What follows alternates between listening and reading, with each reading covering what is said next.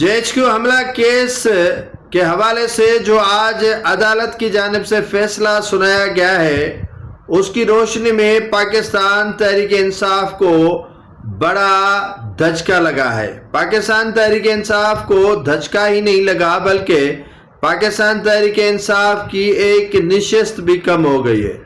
آج انسداد دہشت گردی راولپنڈی کی عدالت کی جانب سے جو JHQ حملہ کیس میں ملزمان کو سزا دی گئی ان میں تحریک انصاف کے سینیٹر مراد سعید بھی شامل ہیں۔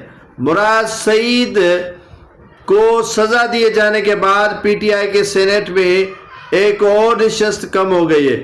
الیکشن کمیشن آف پاکستان نے تحریک انصاف کے سینیٹر مراد سعید کو ڈی سیٹ کر دیا ہے۔ یہ تحریک انصاف کے لیے بڑا دھچکا اور بری خبر ہے کہ ان کا ایک رکن اپنی سیٹ گنوا بیٹھا۔